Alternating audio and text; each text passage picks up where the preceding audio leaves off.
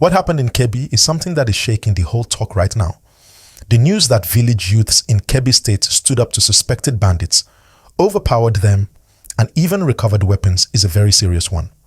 This is not just a small matter.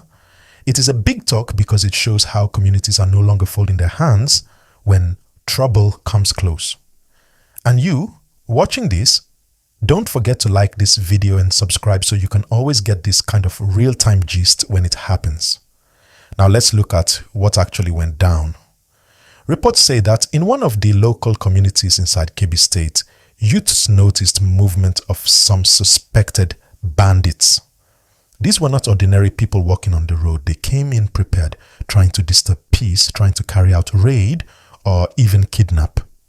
But the youths in that village said, no, not today.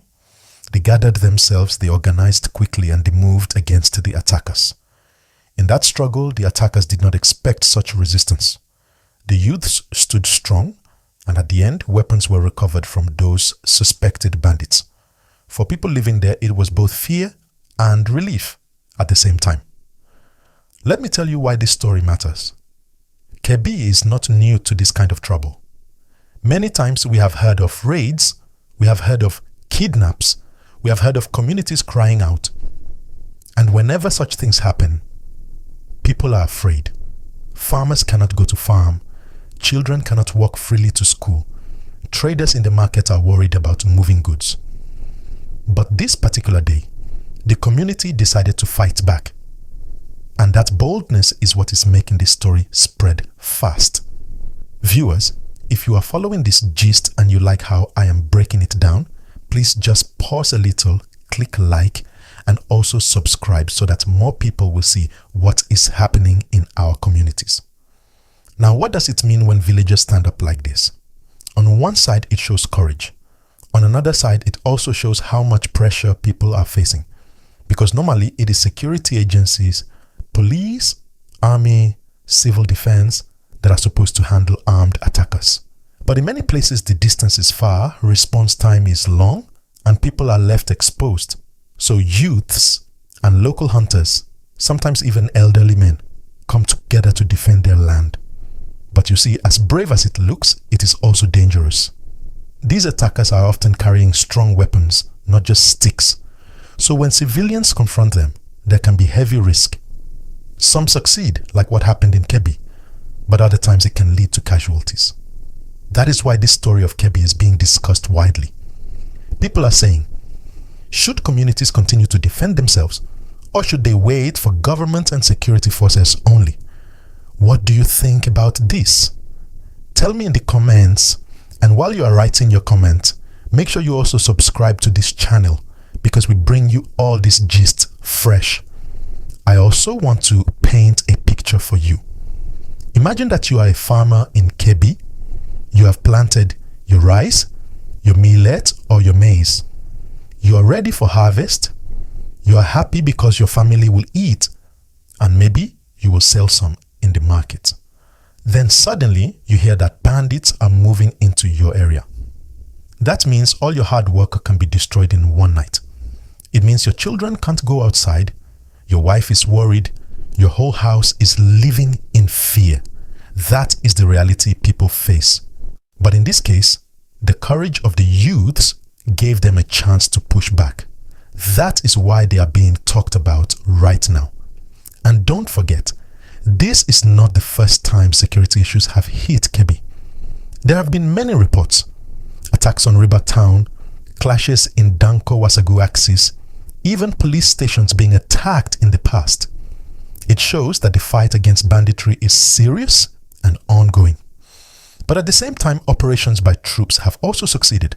They have neutralized attackers, recovered rifles, and saved communities. So, this battle is like a back and forth. Bandits try to attack, but sometimes they are repelled strongly. As we are sharing this story, my people, don't just watch and go. If you love hearing news that is well broken down like gist, hit that like button and subscribe. That way, every time we bring you new updates, you will be the first to get it.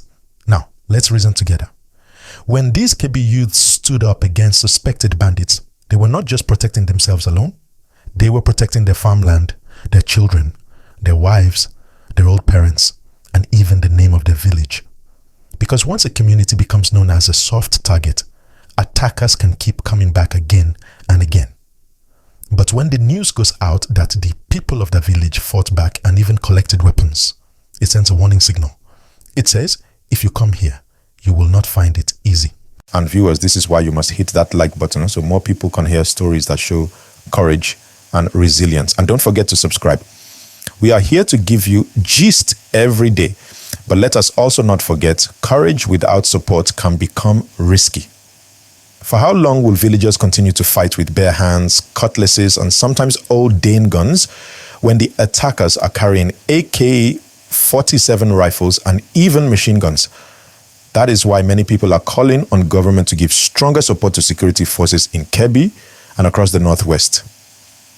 When the police and army come with better equipment and better numbers, then communities will not need to put themselves in so much danger.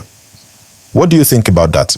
Should communities be given more training and support, or should they just step back and leave everything to security agencies? Share your opinion in the comment section. And while you are typing your thoughts, remember to subscribe to this channel and like this video. Now, let me tell you something about Kebbi itself. Kebbi State is known for farming, rice, millet, sorghum, onions, and even fishing. The Argungu Fishing Festival is famous worldwide.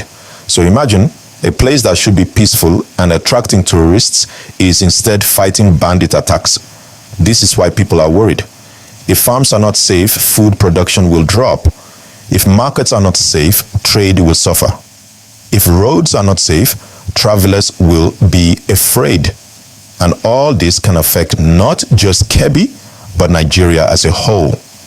Because the food Kebbi produces is not only for the state, it feeds many other parts of the country. That is why when these youths overpowered bandits and recovered weapons, people celebrated, because it meant farms and markets could breathe easier, at least for a while. Now, let me ask you a question. If you were one of those youths, would you have the courage to face armed men? Would you stand your ground and say, no, not in my village? Think about it and tell me in the comments. And while you're at it, kindly click like and subscribe. We need your support to keep sharing this kind of powerful gist. Let's also look at how security forces are responding in Kebbi. In recent months, we have heard stories of soldiers and police clashing with bandits, neutralizing them and recovering rifles.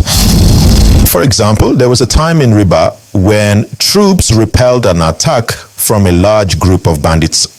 They fought them back, seized weapons, and secured the town. That shows that the security agencies are not folding their hands. They are also in the fight. But you see, the land is wide, the villages are many, and the bandits know the bush paths very well. So they keep testing different places. This is why sometimes before security arrives, it is the local youths who respond first. Viewers, let me remind you once more, if you are gaining value from this gist, click like right now and subscribe. Your support helps this channel grow, and it also helps spread awareness about what is happening in our communities. Now let us think deeply. Why are these bandits even attacking communities in the first place? Some say it is poverty, some say it is greed. Others say it is because weapons are too easy to get. The truth is, it is a mixture of many things. In the Northwest, many youths do not have jobs. Some are idle, some are frustrated, and some are lured into crime. Then you add cattle rustling, where animals are stolen and sold. You also add ransom from kidnappings, which gives these criminals quick money. All these create a circle of violence. That is why, even as we clap for the courage of Kebbi youths, we must also talk about the root causes. If poverty continues, if joblessness continues, and if weapons keep entering the country, then the problem will remain.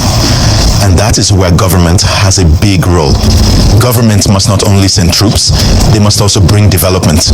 Good schools, good roads, support for farmers, and industries that can give jobs to young people. That is the only way the story will change long term. Do you agree with me? If yes, type YES in the comment section, and don't forget to subscribe and like this video. I want you to also picture the mood in the village that day. Before the attack, people were worried. Some might have been running into the bush to hide. Then suddenly news spread that the attackers had been resisted, that weapons had been collected. You can imagine the relief. Women hugging their children, men shaking hands, elders thanking God for protection. That kind of moment is unforgettable in a community. It gives them new courage that they are not helpless.